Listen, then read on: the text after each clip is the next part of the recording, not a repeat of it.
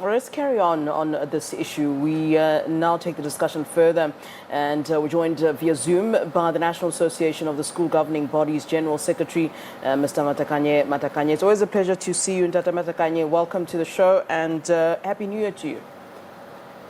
Thank you very much. Compliments to you, Flo, and your listeners. As a start, I mean, I'm sure you saw some of those visuals that we played. Parents just frustrated, and these are things that we're seeing every single year in Tata Matakanye. The issue that we're having to deal with at the start of the year, where learners need to be placed. There's placement issues. I heard yesterday, and we're saying it again today, that 1,400 applicants are still to be placed, and this came from the Department of Education in Gauteng, saying that themselves. What exactly is the problem here? I saw a comment on social media. One parent saying the issue is really about a shortage of schools for those who can't afford private schooling. Is that the simple answer to all of this? Thank you once again, Flo. I think now that the parents are airing it out in public, is that it will go really to the MEC. We have been telling MEC that some of the districts are dysfunctional. He has to remove those directors. He has to move those chief directors because they are not working. Year in and out, only few districts, and it's repeated in those districts. Then parents become frustrated. I think if you remember, Flo, this very same district, sometimes last year, even some pregnant women there were queuing, and they could not get help. But now I think the MEC must act on these officials because they are not doing their work. And look, it is even better this year because it is not more than all these years that you will find that now the numbers are so huge. But this year is only 1,400. But I think these are the very same districts that are creating these problems. Then again, I think the department must also improve the system. I mean, it is unacceptable when we say parents do not have money. Then you place the child to a place where the parents finally has to fork money to transport this child. It is unacceptable. So we feel that this system has to be improved so that now, by this time, all the parents exactly know where their children has to go to school. Yeah. It is unacceptable. You can't. Now, Tata Matakanye, I think it's also an issue of a mixture of issues at this time. You're talking about the issue of the that you've raised with the MEC, the fact that some of these districts are dysfunctional. I want to talk more on that. What sort of acknowledgement of that problem is being heard by the MEC or the MEC's office or the Department of Basic Education, particularly in Gauteng, because this is really where we're seeing very much of this problem. And then when I said it's almost like a duality of problem, are we also struggling with an issue where parents are also doing late registrations, where they're only following up for now, for example, schools are only opening on Wednesday already, and parents are starting to line up now, today, Monday, and tomorrow on Tuesday. Is that a mixture of bad issues, brewing and coming together and causing this combustion that we're seeing at this point? There's a question of appeals. If you listen to the parents, it's the question of appeals. If their parent applies, then the parent feels that now it's not happy about where the child has been placed. Then the system says, make an appeal. And if you listen to most of the parents, it's the question of appeal. Yeah. And some of them, their children have been placed away. I think when we do appeal, then this appeal is supposed to have been adjudicated long ago. That's where this dysfunctionality of the district comes into play. They're supposed to have been adjudicated long ago, these appeals, so that by this time parents know where their children are going. That's one part.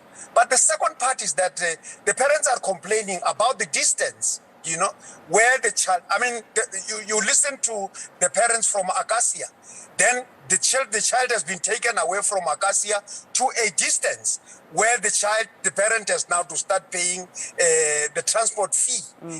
Where else, then the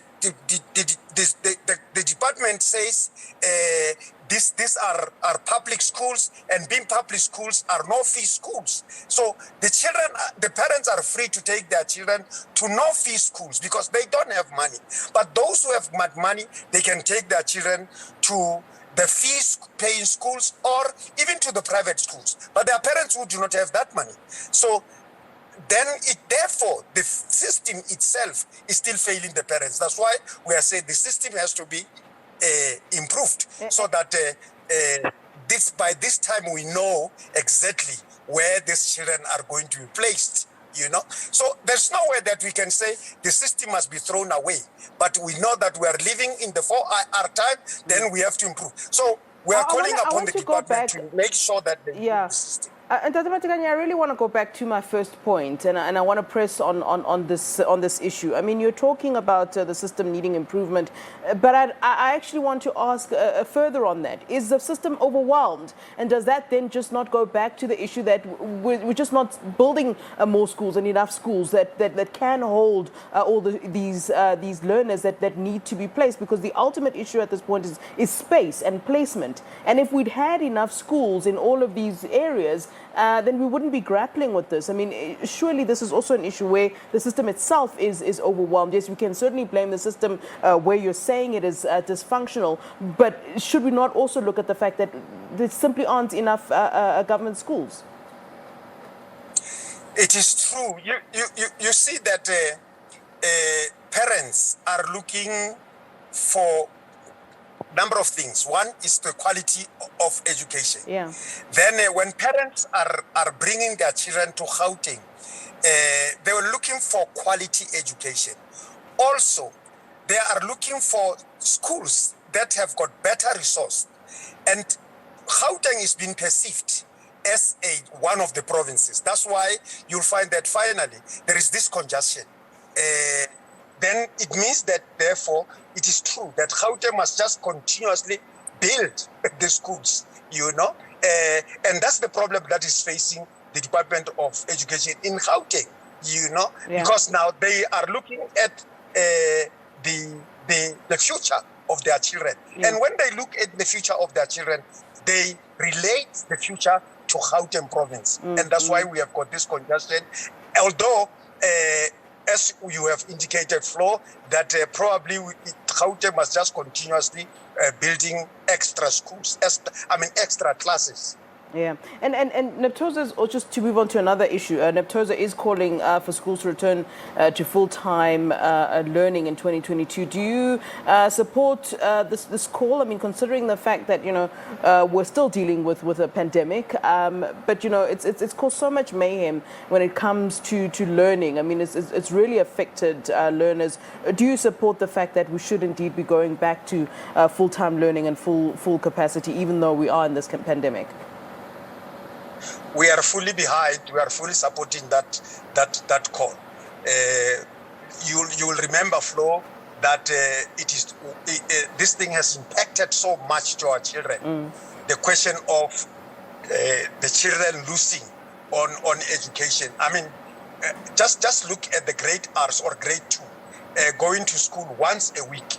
It's just a question of malicious compliance. I mean, they are getting nothing.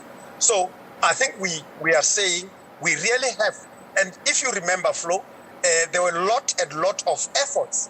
Teachers were vaccinated, and then even now there is a call of the cohort of children to also be vaccinated. Now, if they are vaccinated, we think that now really we can go back to normality, and so that our children benefit. But look, in some provinces, the pregnancy has rocketed.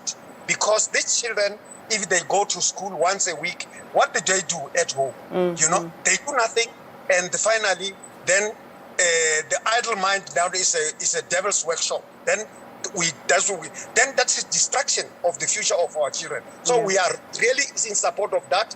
let these children come back and then see how further do we support them to come back and learn better. All right. Gauteng Matakanye, always a pleasure speaking to you. Thank you very much for availing yourself to SABC News this afternoon, sir. Thank you very much, Flo. All right, that is Matakanye Matakanye from the National Association of School Governing Bodies. He's the General Secretary.